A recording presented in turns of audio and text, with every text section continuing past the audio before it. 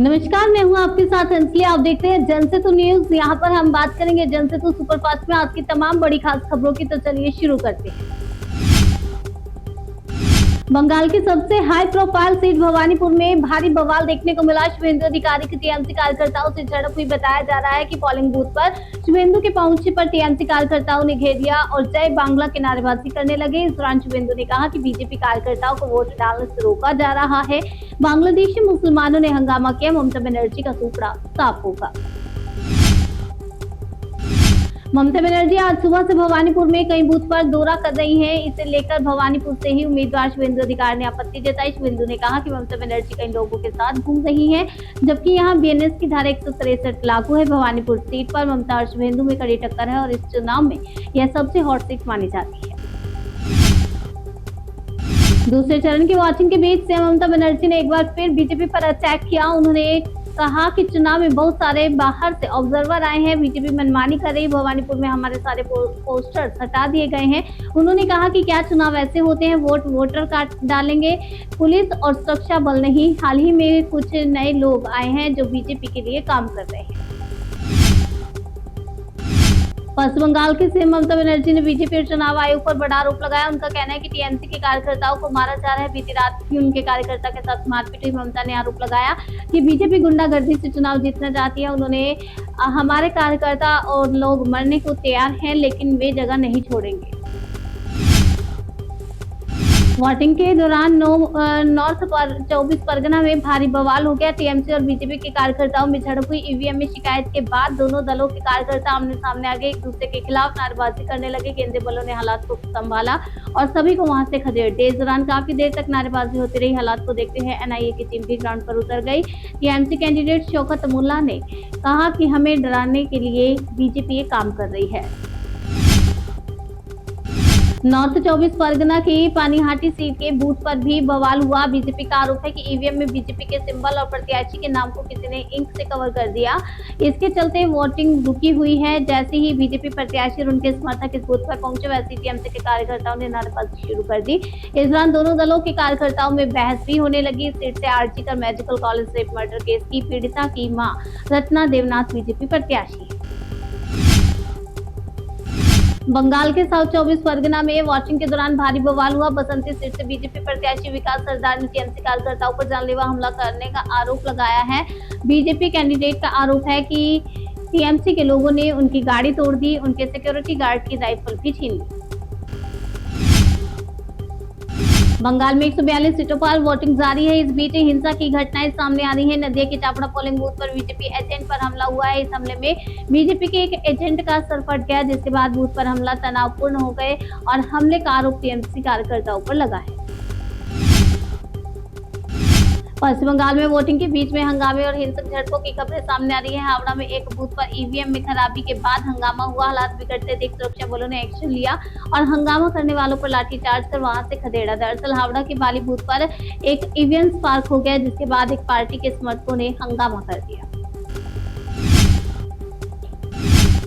इस वर्धमान जिले में मतदान के दौरान एक बूथ से कुछ ही दूरी पर 6 देसी बम मिलने से हड़कंप मच गया। केतुग्राम विधानसभा क्षेत्र में बूथ से थोड़ी दूरी पर खाली जगह पर एक कपड़े के बैग में देसी बम मिले। बम मिलने की सूचना मिलते ही मौके पर बड़ी संख्या में पुलिस और सेंट्रल फोर्स मौके पर पहुंची। बम वाली जगह को घेर लिया गया।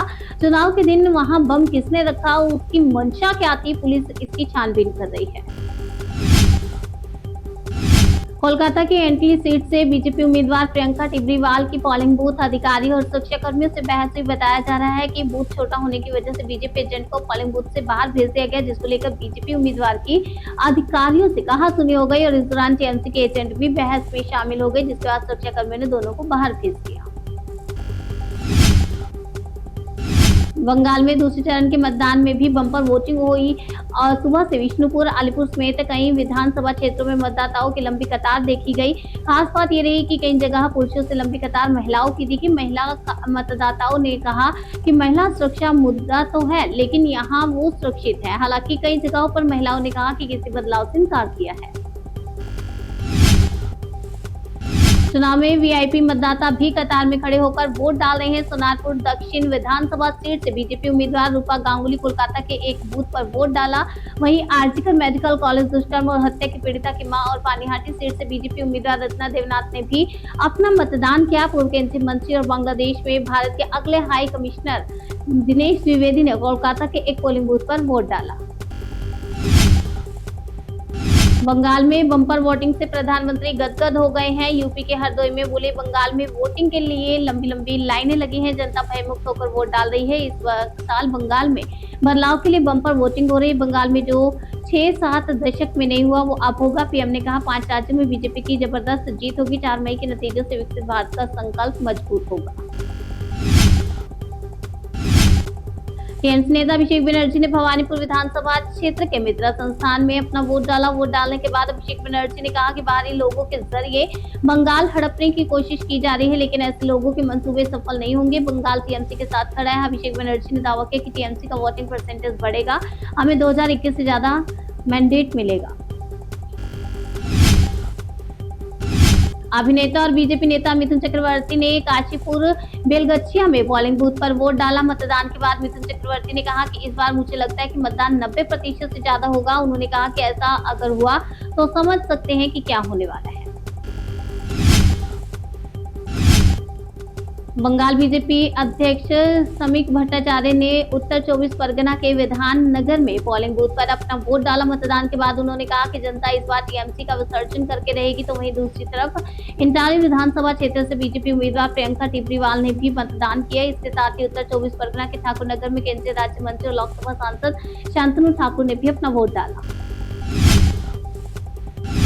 ऑब्जर्वर अजयपाल शर्मा को लेकर ताजा बयानों से विवादों में आई। टीएमसी सांसद महुआ मोइत्रा ने करीमपुर गर्ल्स हाई स्कूल के पोलिंग बूथ पर मतदान किया। वोट डालने के बाद महुआ मोइत्रा ने फिर से 27 लाख वोट काटे जाने का मुद्दा उठाया और आरोप लगाया कि पिछले 5 महीने से केंद्र सरकार चुनाव आयोग लोगों के साथ मजाक कर रहा है। हमने पहले फेज में जो काम शुरू किया वो दूसरे फेज में पूरा हो रहा है।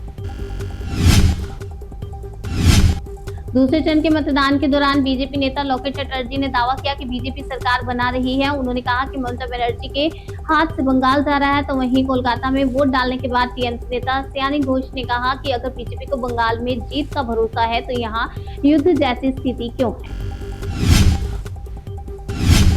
बंगाल में वोटिंग एडजस्ट चल रहा है और कोलकाता में इस्कॉन संस्था से लोग जो जुड़े हुए हैं वो वोट डालने के लिए निकले, जो कीर्तन करते हुए नजर आए। पूरे रास्ते में कीर्तन चलता रहा। पोलिंग बूथ तक ये साधक नाचते गाते मतदान केंद्र पर मतदान करने पहुंचे।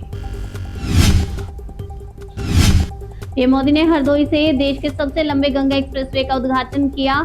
594 किलोमीटर लंबा गंगा एक्सप्रेसवे मेरठ को प्रयागराज से जुड़ेगा, जो कि 12 जिलों से होकर गुजरेगा। एक्सप्रेसवे की अनुमानित लागत 36,402 करोड़ रुपए है।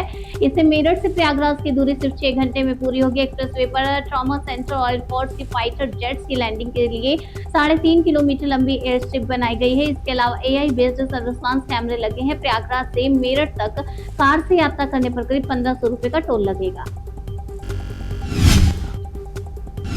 इस अवसर पर पीएम मोदी ने कहा कि जैसे मां गंगा हजारों वर्षों से यूपी की और इस देश की जीवन रेखा रही है, वैसे ही आधुनिक प्रगति के इस दौर में उनके समीप से गुजरता यह एक्सप्रेसवे यूपी के विकास की नई लाइफलाइन बनेगा। इस अवसर पर पीएम मोदी ने महिला आरक्षण के मुद्दे पर सपा और कांग्रेस पर हमला बोला। उन्होंने कहा कि दोनों नारी विरोधी पार्टियां हैं। पीएम मोदी ने मिडिल ईस्ट युद्ध पर भी चर्चा की। कहा कि पूरी दुनिया युद्ध के चलते संकट का सामना कर रही है, लेकिन युद्ध के चलते भारत के विकास पर कोई असर नहीं पड़ेगा।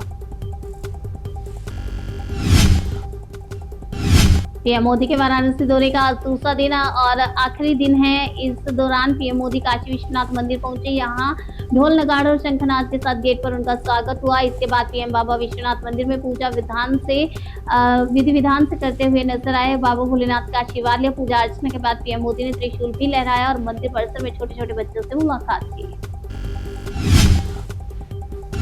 राहुल गांधी ने अंडमान और निकोबार द्वीप समूह के कैंपबेल बे में श्री सिंह सभा गुरुद्वारा में मत्था टेका। इसके अलावा कैंपबेल बे दौरे के बाद राहुल ने कहा, यहां प्रस्तावित ग्रेट निकोबार प्रोजेक्ट के तहत करीब 160 वर्ग किलोमीटर के घने जंगल काटे जाएंगे और लाखों पेड़ों को हटाया जाएगा। राहुल ने इसे विकास के नाम पर विनाश बताया। उनका कहना है कि इस परियोजना से वहां रहने वाले आदिवासी और स्थानीय समुदायों के अधिकारों को नजरअंदाज किया जा रहा है। सुप्रीम कोर्ट ने भड़काऊ भाषण पर नया कानून बनाने के लिए दायर सभी याचिकाओं को खारिज कर दिया। कोर्ट सुनवाई करते हुए कहा कि पहले जो कानून है वो काफी है। अगर किसी को दिक्कत हो तो संबंधित हाई कोर्ट में याचिका दायर कर सकता है। साथ ही सुप्रीम कोर्ट ने फैसले की कॉपी को हर हाई कोर्ट के रजिस्ट्रार के पास भेजने का आदेश दिया। जस्टिस विक्रमनाथ और जस्टिस संदीप मेहता की पीठ ने फैसला सुनाया। जनसेतु सुपरफास्ट में आज के लिए फिलहाल इतना ही। तब तक के लिए बने रहिए हमारे साथ और देखते रहिए जनसेतु न्यूज, जन से सरोकार।